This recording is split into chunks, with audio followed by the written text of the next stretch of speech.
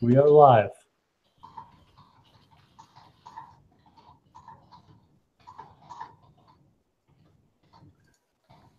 Hello, everybody, and welcome to Bill and Ammon's Bogus Hangout, number 96. We have a mystery guest today and a few others. Shall we go around and way we've done things traditionally, talk about what people are up to for the coming week? Yeah, it's always good. Never break with tradition. Sounds good. Eamon, what are you up to for the next week or so? Well, still trying to get everything straight, but big plans for this week are starting to move to a new job. There's still some negotiation going on. I still haven't 100% decided exactly what's happening, but that's what's this week, is to explore that and make up my mind. It sounds like something of some consequence. Yeah. Yeah, I got a couple of very, very good offers through. One of them, I won't say who it was because he might blush on camera, but somebody offered me something very nice, and it was very, very nice indeed. There's another one that just tugged the heartstrings a little bit because it's a very old friend and it's a small agency. I'm so familiar with agency work, as you know, that just instantly feels like something I don't doubt for a moment I can bring value to. Whereas the other job offer is wonderful, but with this feeling at the moment that, between health and self-doubt and emotional instability, I wasn't sure I'd be firing at 100%. Sounds like a good position to be in, having some choices worth considering. Yeah. Mm-hmm. Hey, Terry, what are you up to this week? Oh, let me see. Training some new people, and one of my clients, I'm now in charge of training the writers to write, using the proper words and whatnot. Developed a style guide, and it was originally done by another real author who thought she was writing style for a novel. I had to kind of explain to her that you and I, when we see two words like high quality hyphenated, we're more likely to think it's a mistake than proper English. And that, that's the audience, unfortunately, we're writing for. So we didn't agree on that, and she decided she'd move on. No. Yeah. I guess couldn't lower her standards to everybody else's, even though that's the audience. But yeah, let me see. So now I'm training more people and getting busier by the day. So good stuff all around. I remember working on a style guide like that too. It was for the Harvard School of Business, and it had to make its way past the dean of the school. Ooh. Who we were optimizing his site for words involving executive education, and he couldn't stand the idea of optimizing the site for words like continuing education. Right. It just offended him. But then you inform them that that's how all the people actually search. I let the dean choose what he wanted to in that case. Oh, okay. Sometimes I would have asked him if he actually wanted customers coming to his website. In that case, he didn't want to have his Ivy League school besmirched by the concept of continuing education classes. Right. Even though they probably offered it. Yeah. That's what the executive education classes were, reality. And if doctors and lawyers across the country can call their educational classes continuing education, I think Harvard could too. Yeah. Yeah. Hey, Jen, how are you today? Good. That totally reminds me of a case. The guy who used to do SEO for Coach handbags, Yeah. he refused, the company refused to allow them to optimize for the keyword purse, which if you looked at the analytics at the time, everyone was searching for Coach purses, except they only wanted the word handbag to appear on their site. And I'm just looking at it now, and it looks like they still don't actually have purses. And so this was about 10 years ago. So back then, it was even more of an issue where, of course, counterfeit sites were optimizing for Coach purses because that's what people were searching for, and Coach themselves refused to optimize for that keyword.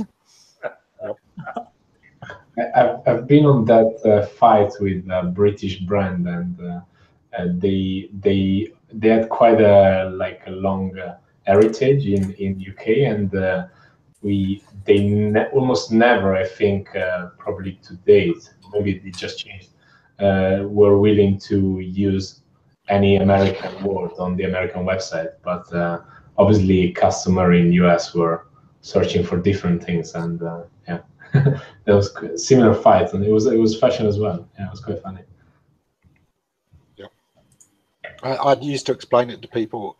That how do you get the word into the meeting transcript?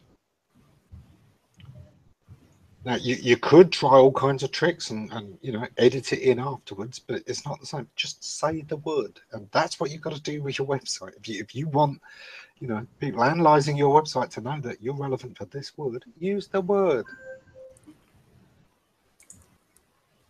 Yeah, just looking at Coach's website, it looks like they have a few pages that have the word purse on it now, but it's only for describing a particular product they have, not in general. Yep, they don't have purse anywhere in their homepage at all. Sometimes that's deliberate, and you find that page, it's okay, it works as a landing page for that phrase, and as long as people get there, they get there. But yeah. I think there is a difference between a purse and a handbag, though, actually. Yeah. They thought that the word purse was too low class, and handbag is a proper terminology for something that's higher end. So they didn't like money. Apparently not. Yeah. And 10 years later, they're still obviously following the same thing. But then again, we're old enough to remember websites that they'd come from traditional media, and they basically wanted a huge picture on their homepage with almost no text whatsoever. And when you said, right, well, you really need to have at least a few hundred words of text on there, was can we hide it somehow? Can we put it somewhere where people can't see it?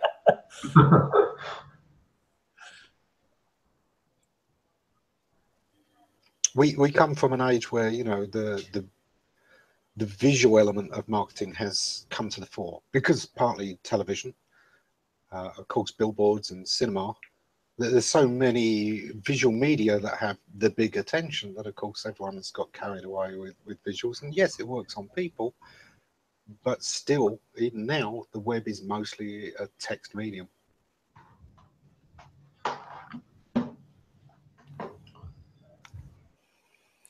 Fabrizio,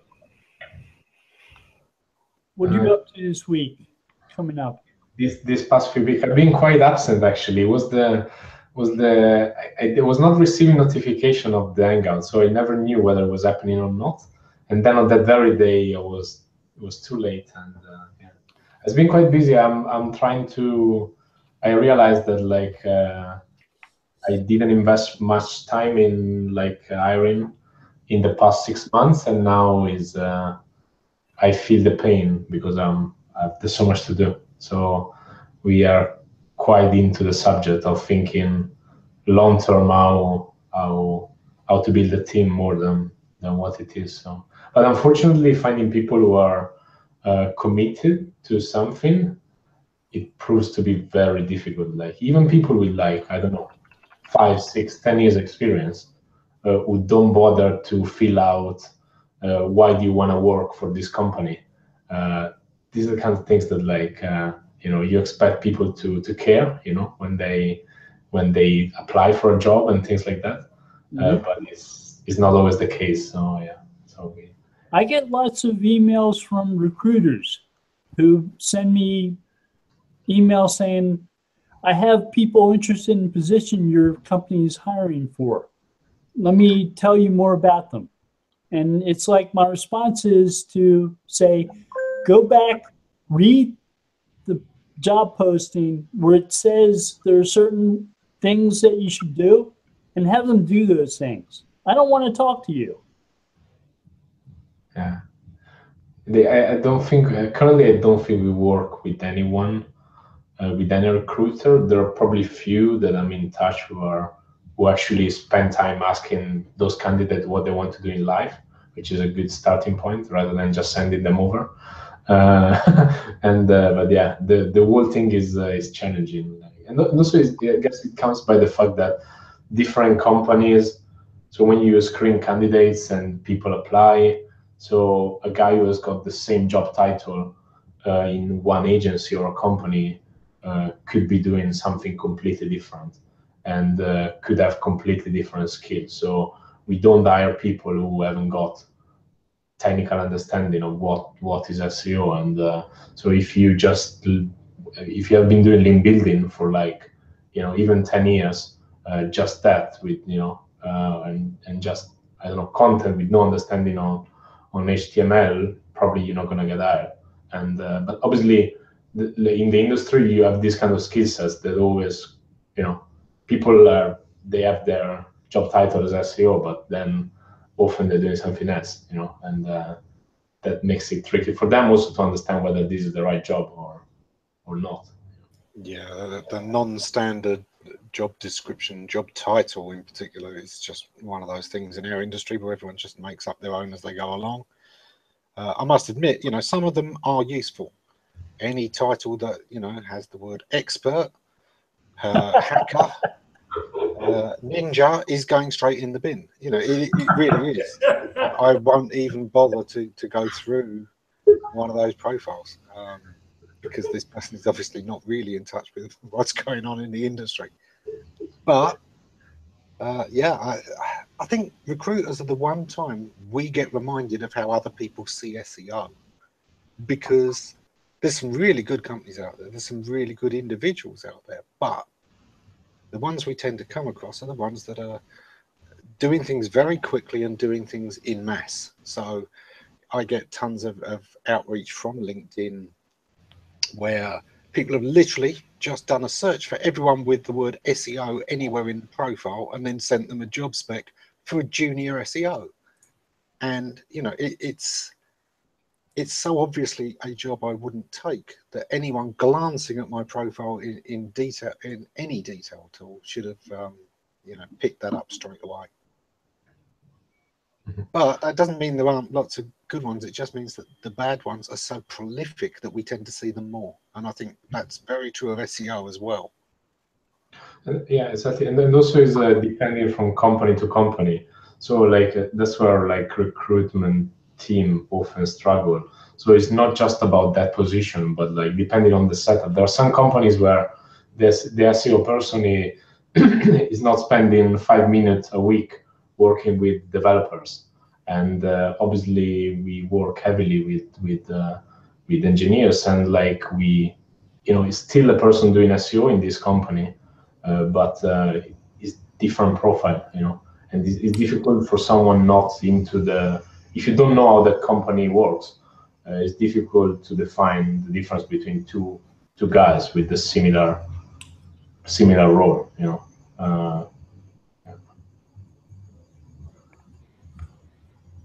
I was invited to a webinar by email, and it was from somebody who was a growth hacker, and they were going to introduce me to the beginning stages of growth hacking.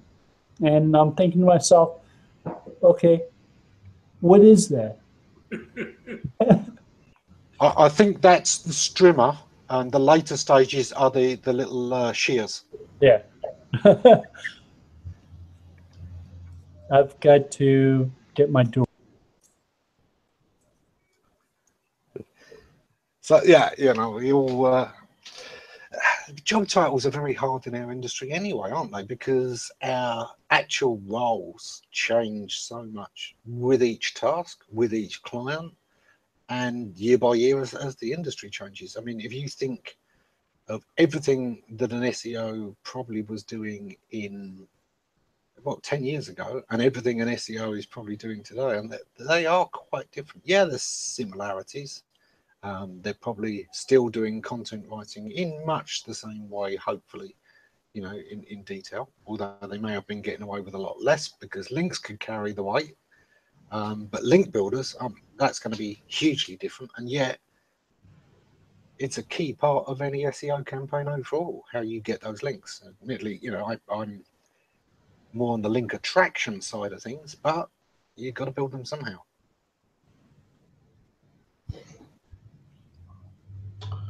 Yeah. I felt for a long time, Ammon, that the emphasis put on link building by many SEOs was too high. That you can't really attract a lot of, the only way you can attract a lot of links is if you have some really amazing content. And I think if you're building links, they probably aren't worth anything and are de-indexed probably within 3 months. It really does depend on how you go about it. If you're creative, there was an old thread we had, many years ago on link building in Creator Site that I have referred back to again and again. I mean, it really was a thread from something like 2003. And yet, every single part of it is still valid. You've got to find the thing that will resonate with people, that will get people talking, get people thinking, get people actually wanting to tell other people about it. It's all about being exceptional and, most importantly, being remarkable. The lessons from Purple Cow by Seth Godin absolutely apply here. You've got to think outside the box. And we talked about marketing slippers. You know, how are you going to market slippers if they're just ordinary slippers? You know, we're not talking some technical wizardry that lets you climb walls. We're not talking, you know, Bluetooth slippers that come when you click your fingers. We're just talking about ordinary slippers. How do you make those remarkable? And we said, well, look, you know, it's how you connect with people. You could do something weird, like doing a little game where, you know, it's maybe built in Flash and you've got a puppy that you're controlling as it goes to hunt the slippers, or even just a little tiny thing that's an animated thing where you throw the slippers and the dog fetches it. Anything that exposes people to the brand, you know there are going to be people who link to it because it's cute. The more fun you make the game, the more links you're going to get. Then there's the things like just doing that thing that really stands out. One of the examples I gave there was a day in the life of a master slipper craftsman. And this is a guy who can touch the fabric from any pair of slippers and tell you exactly where they were made. He can tell you about the sheep that the wool grew on. I mean, you know, you do it as deadpan as possible. So you're never quite sure whether it's one of the best jokes you've seen or whether this is real. And hundreds of people link to that then because they want somebody else's opinion on whether it's real or whether it's a joke. And that's always been a really clever one. You just got to think outside the box. And those links, they last, they're valuable because they last in people's minds as well. And that's what Google's trying to mention. That's what Google is trying to measure with all of these things. So, like, on our side, I've been spending quite a bit of time on not doing any sort of link building, and And my company is now 5-6 years old, and we never build a single links yet. We have quite a lot of links, and on average is more about us producing content and like good landing pages that makes us grow. And few reasons that I came up with, like to justify why without doing any, and that's probably the reason why also people generally end up doing link building is, first of all, the product that they're pushing is not so amazing. So the actual product, service, or whatever your company does, if that is outstanding, people are going to talk about it anyway, and people are going to link to it anyway. In our case, we get into the point sometimes when customers, so there is this customer, so we do money transfer. There's this customer who has got a small web design in France, and he has been sending money back to UK for 20 years. He discovers our product, we make him save £2,000-3,000 per year, and then he writes a blog post to explain this experience. You know, we haven't spent a single time on these people. We haven't built any link. We haven't done any PR. It's just very good product that people naturally recommend. You know, the customer have got website, company that uses have got website, and so on. So this is one bit. And second bit is we do have a PR team. So probably we don't build links in a sense that we artificially build links, but we promote and we try to give more visibility to our product. We try to engage with media on that front. And so again, why, if I think about fashion, why people started to work with fashion bloggers is because news sites were not giving them any love. Whether 20 years ago was fine to be covered on Vogue, once a year, today is not. And that's why you end up going down the chain and building lower and lower type of relationship and building links. So there are a few reasons, I guess, that why it brought people in some industries where they have either a shit product, or if they're either not able to engage their audience through advertising or PR, that if you don't have these two things, obviously you're left with a website that people don't visit that much. You struggle to rank because you don't have much authority, and that's when you're probably gonna think about, okay, let's build a couple of links and see what happens. But one of the most effective link building tools I've used in the past has been a notepad next to a telephone. Writing down questions that people asked of the business owner and deciding whether or not to write those out and put answers on the website. And in many cases, it was a good answer. And we did that. And when we had really good answers, say for a site that sold legal services, we'd find answers we wrote out in things like white papers from attorneys, reasons to incorporate in Delaware. And they would write out our list. This is what a top incorporation business in Delaware says people come to them to incorporate for. Yeah. I was sharing one tip with a friend earlier, and a lot of people, we were particularly talking about software companies and how, they all try to connect with their audience in the same way, and they all have an article that looks very similar, Yeah. And we see that in SEO as well. It's very, very difficult to go out there and find an SEO company website that doesn't have an article called How to Select an SEO Provider. Everyone's written one of those at some time or other. Now Google's jumped on the bandwagon as well. Yeah. Right too. Which was actually, I thought, very balanced. There was still a little bit. There was just that little sense of, if you must hire an SEO, then hire a good one. But it was much better than ever before. But one thing I said is, look, if you're seeing that everyone's done an article on this, and yet these are still questions that come up, nobody's answered it. Well, they've answered it, but they've not given people an answer they can use. And often you get, these articles on how to use link building tools, or how to use time management software. And they're all much the same, and yet you still do get questions on, what's a good tool, what's the way to do this thing. And that they've probably found those articles, and those articles weren't useful to them because either it didn't fit with what they were trying to do, or they couldn't connect the dots between their particular case and the generic, or more often than not, they just couldn't make the processes work for them. So if you can find something in your industry that everyone's written an article on, so you know there's a lot of interest in it, you know it's something everyone's gone for, and yet those questions still keep coming up, there is a huge opportunity there. It means nobody has answered this yet. Not correctly. They've answered it from their point of view instead of the consumer point of view, and that can get your brain thinking on, okay, what's missing? What's everyone else missed? How can I write the first one that actually makes a difference to people in the trenches? Ammon, you used one of the words that Google used in their video, I think stood out to me. How to hire a useful SEO. Yeah. Yeah.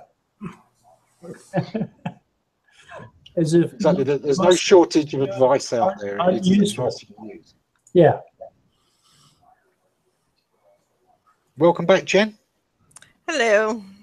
Yeah, apparently my graphics card and my webcam didn't like all the crap that the coach website threw at me, which is rather ironic. You have been blaming them, now they are returning the favor. Yeah, you won't be getting another contract from them.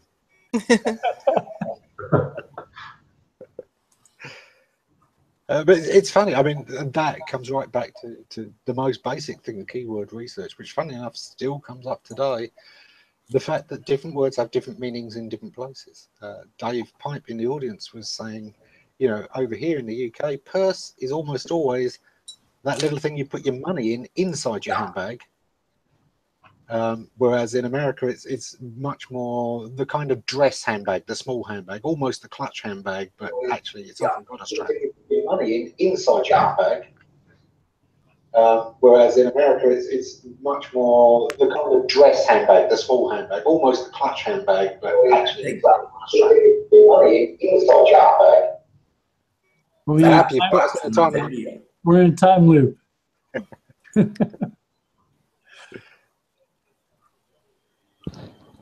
We're good. Okay.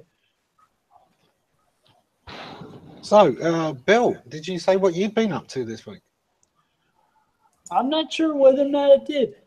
I didn't.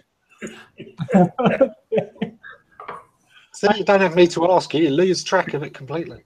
I got into my head yesterday that I was going to start a series on Google Plus of SEO myths. And I came up with 5 of them or so. I think I might add 4 or 5 a day for a week or so. Have a good collection. Hey, we got an audience question that actually, you know, is about SEO. This is a rare thing. Wrote to me, has said, in response to the advice about link building, if you're trying to do link building by creating massively enlightening content about your craft, and you expect this to get tons of rich organic links, is there no danger of exposing trade secrets? Well, that for me, and I'll jump in this first because I'm the one speaking, it's your choice. You know, what we were saying there is that these can be joke things, they can be serious things, they can have absolutely nothing to do with the product themselves, because sometimes, you know what, the difference between your slippers and somebody else's slippers probably aren't that great. There's thousands of companies making slippers out there. Yep. And they're all largely made of the same thing. And yeah, they can say, oh, well, ours are designed by such and such a professor. But does that actually matter to the consumer? Do they feel massively different on your feet? And if they do, that's sometimes really hard to get across to people. Uh-huh. You know, if you're talking generic slippers, because the point of the example, a very generic product, how do you build interest in something that itself isn't that interesting to most people? They may need it, but it's not something they're usually going to spend much time talking about. Then, you know, you've just got to connect the dots, make it interesting to people, play on their humor, play on the, oh my God, I can't believe they've done that sometimes. And sometimes just better connecting with your main customers in other ways. You know, who spends a lot of time in slippers? How about targeting stuff specifically at the retired? who may be spending more time at home in their slippers. You could even create a whole community that was about, you know, having a better retirement, all the health issues, everything about retirement, that was sponsored by the slipper company. There's so many ways to build links. There's so many ways, and you have to think that every link starts off as a connection you make in somebody's mind, not as a connection you make on a href tag. To me, that's one of the things that I really enjoy about the job is finding the hook for a piece of content. Kind of like in the melody in a song, right? That's the whole deal. So finding the hook and finding the place where that hook will reach your audience, that's what it's about. It's not about just getting links, because any moron can do that. I think a lot of it is looking at kind of like some of the interesting things you can talk about that are related to your product area that can get links, even if it's not like directly related to. An example would be like REI. For a couple of years, they did a whole bunch of stuff around zombies, and they got a ton of links because they had infographics, they had classes, they had blog posts, they had all this different stuff surrounded by zombies. And even though, you know, zombies isn't directly related to REI, it was about all the gear you could get to fight zombies that you could get at REI. And it got them a ton of promotion and links and stuff like that as well. Another example I can think of is it was like a regional farm fresh egg seller kind of thing. They only catered to a few states in the US, except what they did is they created a lot of content around the farm fresh idea, like farm fresh salads and a lot of different types of recipes that people who are interested in like organic eggs would probably be lifestyle interested in as well. And they got a lot of links that way. So sometimes you have to think about not what is sexy to say about slippers, but maybe what is sexy to say about something related to people who would be buying slippers. I wondered why I kept on seeing the phrase farm fresh here in California. It's like, where did eggs come from if not a farm? Well, I think it's meant more like the larger, you know, not 100 hens stuffed in a box kind of thing. Yeah. It's even simpler than that. It's that there are so many places that collect in bulk and then store at near freezing temperatures. And actually, you know, these things are actually weeks old and kept until they're needed in the supermarkets, particularly with fruit and veg and meat and things like that, much more than eggs. You know, a lot of these things, they were harvested a long time ago. Whereas farm fresh is supposed to mean it's come straight from the farm. It's come straight from the harvest. Whether they're always telling the truth, I don't know.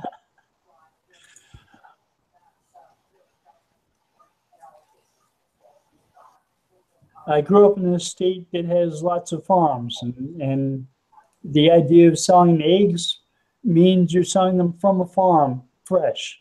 So seeing people insist that their eggs are farm fresh seems kind of redundant, but a little sad that they have to make that distinction. Yeah. But that's something we were saying just before we got rolling, is that interestingly enough, you know, all these advances in agriculture and in you know, preserving food, the ability to freeze things very easily. You know, in our grandparents' time, ice was something you went and got, you know, from elsewhere. You probably didn't have an ice maker in your home. You bought bags of ice. There's still plenty of places like that in the world as well. My father Refrigeration wasn't as easy.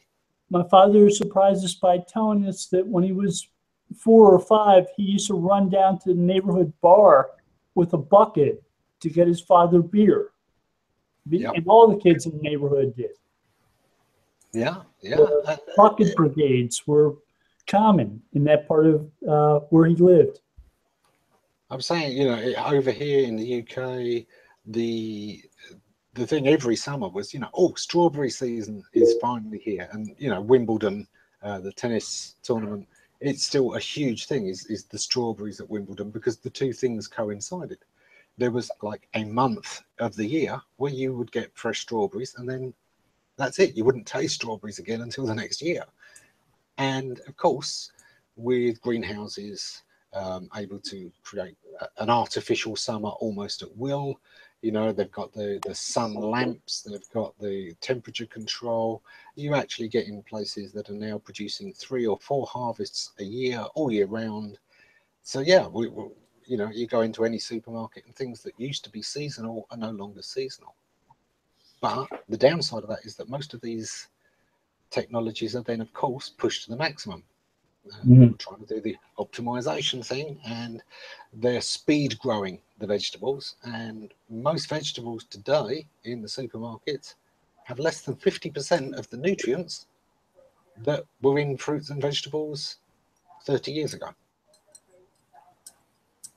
One thing that I notice is I guess in Italy we are slightly more picky, and so things like my grandfather wouldn't buy at the supermarket food that is not in season, because obviously the quality is not as good. Whether people here would eat something that has been in a fridge for the past 3 months, and just because you know, they want to have that particular one, they're willing to compromise on taste and that being actually nutrients or not.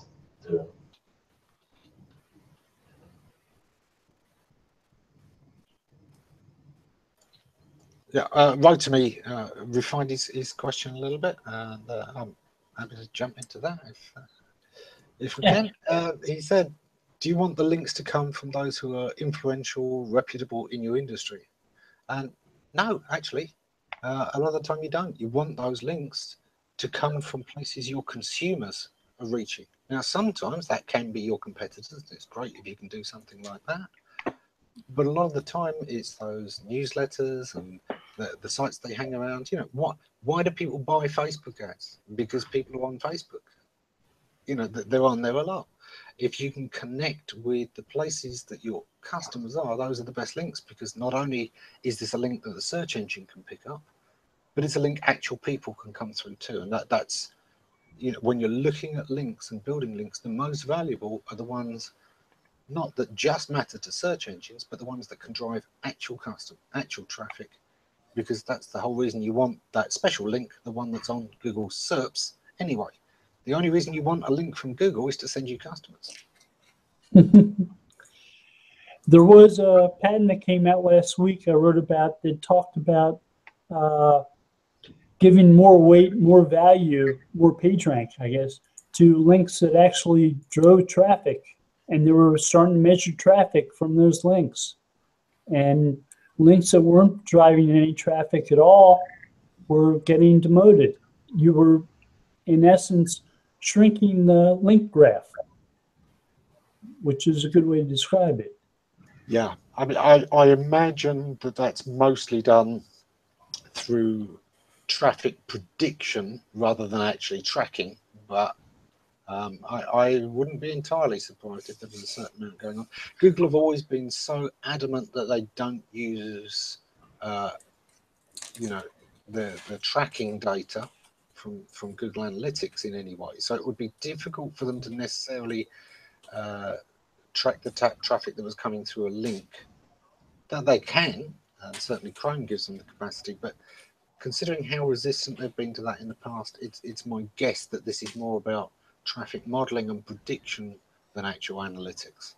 I have a friend who has a theory about that, and hopefully she'll write something about it, because it seems so obvious that we're missing it. It's a good theory. Even in the original like page rank paper, maybe there was something around traffic prediction, right? On like them being able to define based on the link graph how much traffic was flowing in one place or another. Well, yeah, I mean, to a very large extent, you can say that PageRank itself was originally designed as a traffic prediction model, because it's supposed to represent the chance of a random walk leading you to a specific page. Now, later refinements made that less about random and more about reasonable, the reasonable surfer, which even gets closer to actual traffic prediction. So I'd say to a large extent, this is the very core of Google, that traffic prediction has always been one of their major points and one of their major interests.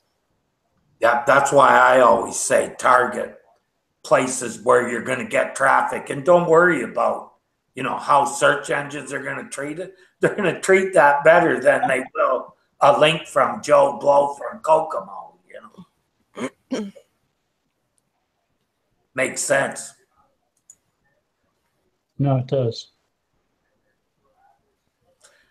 Plus, it's a lot less work. If they're driving traffic to your website, you know, that's the cherry on the sundae. Yeah, you know, at the end of the day, you've got to say to people that, you know, what's more valuable? A link on a small site that drives you 5 visitors a week, or a top ranking on Google for a search nobody at all uses and never drives you a single site visitor? I would hazard a guess Google, that 90% of the links, when people do link building, don't send any traffic at all. 5 would be a good one. When I started out promoting websites before there were search engines, the best link I acquired for the incorporation business I was working with was from a Polish classified site. And I put an ad in the classified site. It got us a couple Latvians, Estonians, who created new corporations, 5, 10 a week, to ship goods to South America in cargo ships. There you go. So it was a steady bunch of customers. Great link, because it was continuing business. And a lot of link builders would have disregarded it because it seemed off topic. Right. Yeah, well, it's related to the fact that people often undervalue the really important things and overvalue the unimportant things. That you get caught up. I used to call it the links of a chain. You get, you know, I want more business, and that means I need to rank #1 on Google for this, that, or the other. And no, it doesn't. You're jumping ahead. You've really blinkered yourself. You want more traffic. That's a perfectly good goal. Now, the next question is, what kind of traffic, and where do you want it, and what do you want their mindset to be at the time that they come and arrive? And when you're going there, that's much more important than worrying about what keywords you rank for and what position, because I've known a lot of companies who the #1 position wasn't making the most money. For a lot of the searches done online, you know, we're still in a world where about 80% of all searches are informational, not transactional. They're not ready to buy. They're looking for information, and they're going to often look around several pages. Yeah, sometimes #1 is going to answer it to their satisfaction. Often they're still going to double check just to be sure. But when they're actually shopping around, it's on price, they're going to look at quite a lot of shops usually, because yeah, you go to the first site, you see a price. Great, looks like a good price, but is it? I'm not going to know until I visit a couple of other places and look at their prices and their deals. And if theirs turn out to be much the same, where's the sense to me in going back to an earlier result to get the same deal that's on the page I'm now on?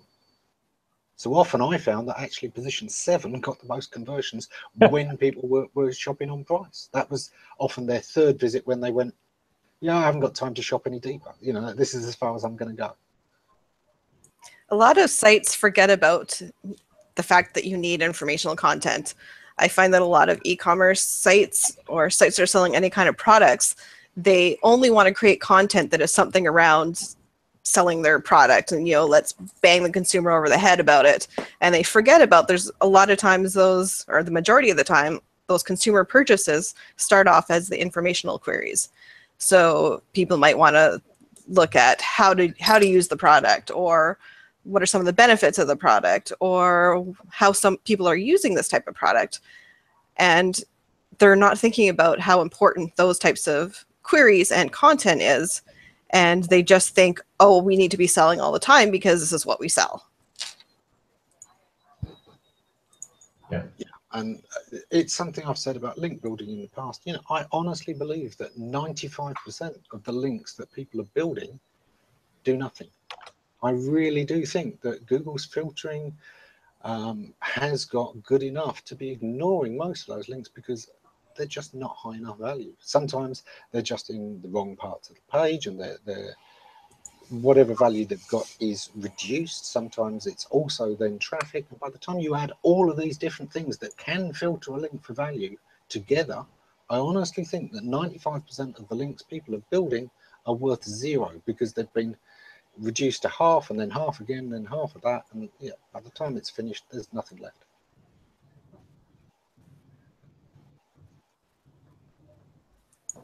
Sort of a reasonable surfer approach, huh?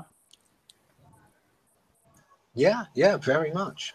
Combined with you know, a little bit of page segmentation, but mostly, yeah, the principles of the reasonable surfer certainly apply. You certainly look at where the link is and how likely somebody is to click it. And I think SEOs tend to get into numbers sometimes instead. And well, how many times can I link on a page and it will still count? Well, Yeah, you know what? Sometimes Google is going to say the repetition increases the chance of somebody going through it, and therefore having more than one link to the same place is worth more than once. Other times they're going to say, well, it was so prominent the first time that if people didn't go through that, it's probably not going to make any difference that you've said it again and again. So the answer, unfortunately, is it depends. And the thing we've always got to do is think, how does this affect people? And stop worrying about the engine, because what the engine is trying to do is emulate the people. Yeah. If you just go ahead and do what works for the people in the first place, then all those lovely boffins at Google are actually on the same page as you. You've headed them off at the pass. They're trying to work better at doing what you do. Yeah, I'd say that's the biggest difference, Ammon, from when I started and now, is that now you pretty well know what the search engine and user wanted. Back then, all you could really do was figure out what a user, how they're doing things, because there wasn't much to go on beyond that. People weren't tracking things, so you didn't have analytics to help you or any of that stuff. It was all about trying things and seeing if they work. I recently saw like a person that I know, like with not much background in online marketing, still managed to build like a six-figure e-commerce, like just by there was basically no tracking when I looked at it, and it was quite impressive to realize like how can someone like with no tracking, and this person was running Facebook campaigns, AdWords campaign, but there was literally no analytics whatsoever, and it's just by getting a very good sense of like, you know, his customer, the product that the person was selling, and where this customer were reading this information. So like today it seems pretty absurd that you could run, you know, like six-figure e-commerce without getting like, you know, it was quite a big amount without having no tracking in place, because I guess they were spending at least 5 to 10K a month of advertising at least, and 2-3 people full time. So to me it's worth tracking, but they were almost not. So they were tracking like sales through the CMS that they were using, but they didn't have any more advanced analytics in place, you know. And eventually it's possible. Probably it's not the best approach today, but that makes you understand that in the past this was probably okay, you know. And If my opinion is, if you understand your audience, you don't need analytics very often. Quite often, you know what the audience wants. You don't have to look in analytics to get the answers. You know them. And I quite think often, an offline marketer knows his customers much better because he greets them every time they buy. But the client needs them, right? Like whoever is hiring you to do their SEO, they're the ones that require it, right? I mean, they've got to have some way to differentiate, like, who am I going to give my money to? And oftentimes it seems like it's whoever provides the fanciest analytics. Oh, yeah. I can tell you there's companies that just produce reams of paper and make it look like they know so much. Then you go and, like, I've actually seen one where you could tell 90% of what was in their proposal, they didn't know anything about it, judging by the way they implemented it on the website. It was mind-boggling to me that, you know, I figured they just took pictures and words off another website. Right. I think the first thing, to go back to Terry's first point, I still think you need analytics because you'll know what works, but analytics can tell you what might work that you haven't thought of. You can spot gaps there. You can suddenly spot, oh, hang on, this is missing, that you don't see in your own head because, you know, you're focusing on the things you think about instead of things you don't. Sometimes analytics can make those gaps a bit easier. A bit like I was saying about earlier about, you know, the fact so many people have written an article on this, but if those questions are still coming up, that's not a key just telling you, oh, great, it means there's still a market for my article. It's telling you that the articles out there aren't necessarily answering everybody's question. You need to approach it from a different way, make it more usable. Because it's very easy to give advice. It's much harder to give advice somebody can use. And it's even a little bit harder than that to give advice they will use. It's why I liked the automated assistant that comes with the mobile version of Google Analytics that offers suggestions based on machine learning. Because they seem like things that you might not necessarily always come up with on your own.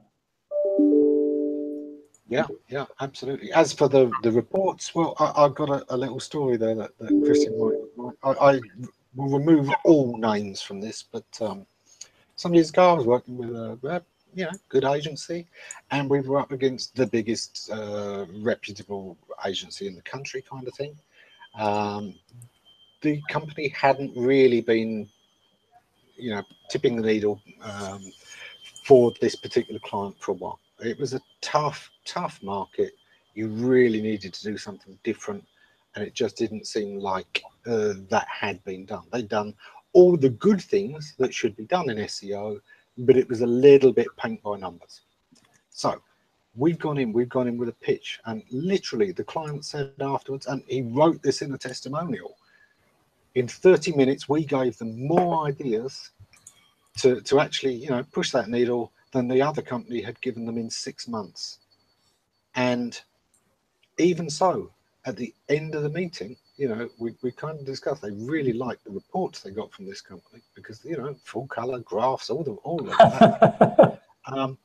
Literally, we'd shown them how, you know, in 30 minutes we were more in touch, we had more ideas, we had more things we could do, and they knew me, they knew my reputation, they were absolutely confident, and yet still at the end of the meeting they said, but can you do any reports a bit like the ones we're used to? That's the way clients are, you know. Once they've got used to a particular kind of report and they're comfortable with it, they often want it to continue.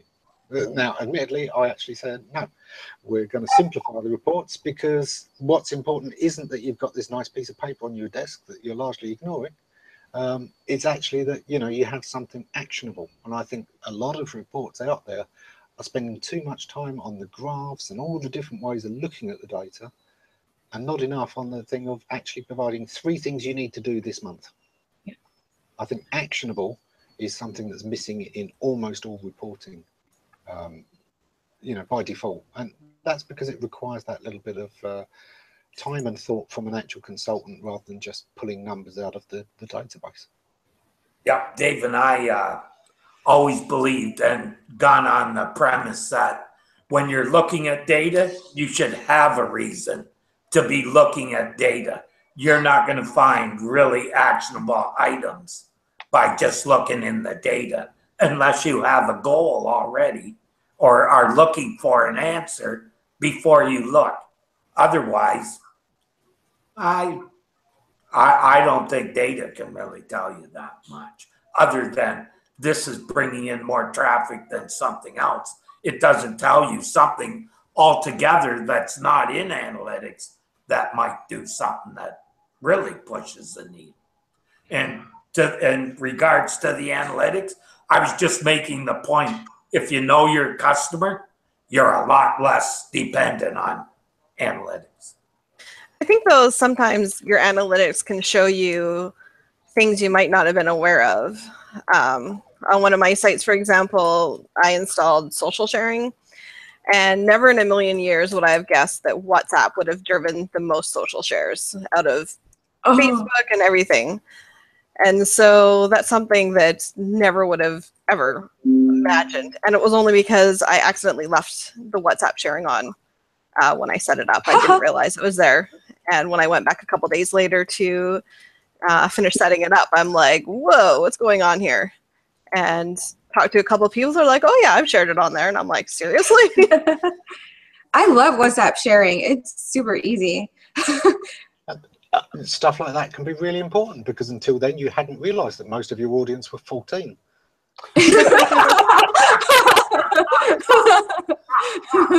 Hey, someone's looking to a teacher. Too funny. Yeah. I do think that, you know, a lot of analytics is, it's something we feel safe with. We're supposed to generate it. You know, reports are supposed to be there and they're supposed to be thick and they're supposed to be impressive, but actually almost nobody's really reading them and really understanding them. And it always reminds me, you know, the difference between data and information isn't in that. The simple definition is this: if it informs you, if it educates you, and if it moves you, it is information. If it doesn't, it's just data. Yeah, that's good. That's why, like most of the, especially with very large companies, I agree that is a blocker to, let's say, change a consultant or agency. The fact they, you know, changing type of reports, it creates big problem for people who will need to digest it, and that's why some of these agencies that deal with very corporate clients, that invest a lot of time on those shiny, well-painted reports that no one will action on, just because like we'll make clients stick more to them. You know, people do really like to see the same shiny reports and ultimately it doesn't mean that they actually do something about it.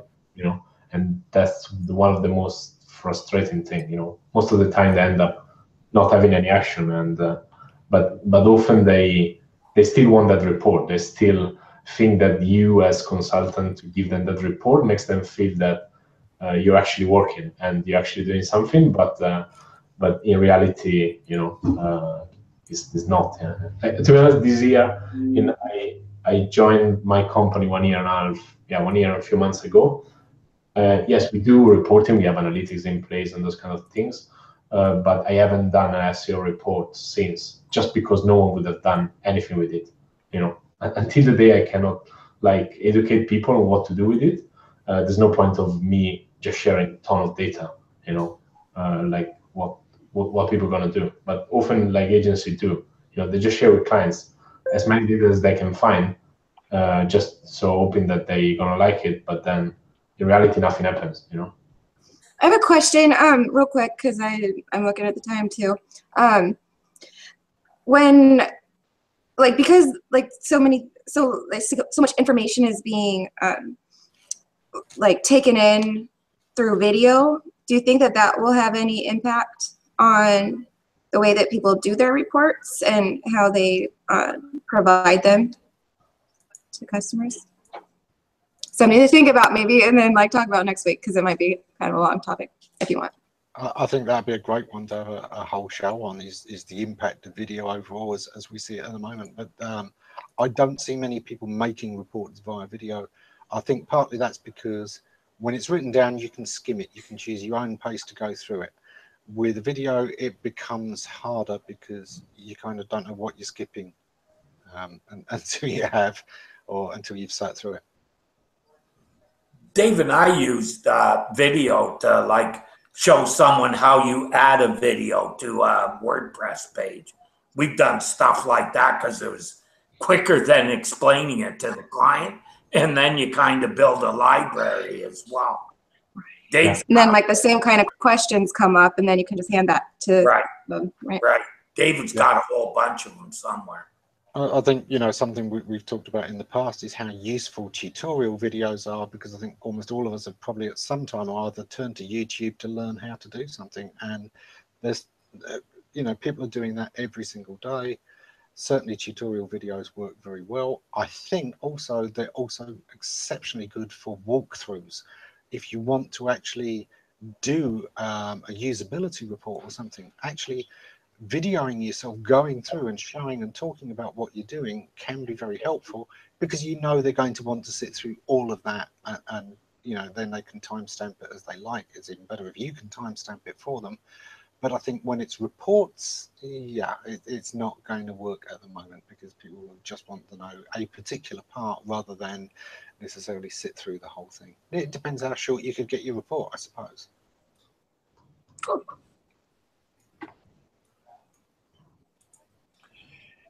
Okay, it's a few minutes after. It's time to have everybody go around and give some type of final statement on whether or not they use reports or what they're up to for the next week, or tell us goodbye. Fabrizio? I have no idea what I'm gonna do. Probably yes. Like, there's a lot going on. Probably more, a bit more time recruiting, and hopefully a bit more time on the product with developers, which is the most fun part. But often you're taking off that stuff because there's other stuff going on. But yeah. You've got a lot going on. Tell me about it. My week ahead is really exploring possibilities and starting to make some decisions on things. The support I've had, you know, I have to say this while I've got the chance, you know, the support I have had in the past week has been absolutely life-saving, absolutely has helped me get through. But I've still got a long way to go. I'm feeling a lot better, but in the realities of, you know, what I'm doing next, where I'm living, I haven't actually done anything that, you know, gets papers signed and gets me moved and gets me moving on. So that's the next week is making decisions there and making progress towards that. Good to hear. Terry? Actually, I'll be making a video on how to optimize for some of the people I'm training. She has a bit of a hearing disability, so I'm going to do a video for her. Okay. Jen? More writing, I suppose. Nothing too exciting, I don't think. But I guess you never know what Google's going to do. Makes things interesting. I'm going to be working on my SEO myth page in Google Plus and see what new things I can add to that. That'll keep me busy for a little while. All right. Yeah, it's not like you're going to run out of myths to address either. No, I'm sure we'll enjoy that. I know I enjoyed debating some of those in the past, and I'm sure John will enjoy reading them and having a chuckle at a few as well. And some of the myths really do last and last and last, like LSI. no. I had somebody, that's what started me doing that. I had somebody tell me that LSI still worked, and there are people like Bill who disagree completely, but they're wrong. This past April Fools, I really thought that, like, I did a series of April Fools tweets. I thought for sure they were going to go viral. They didn't. But yeah, it was just pointing out the myths are so fun. Look forward to reading that. All right. Stop our broadcast. Thank you, everybody. Have a good week. Bye-bye. Now.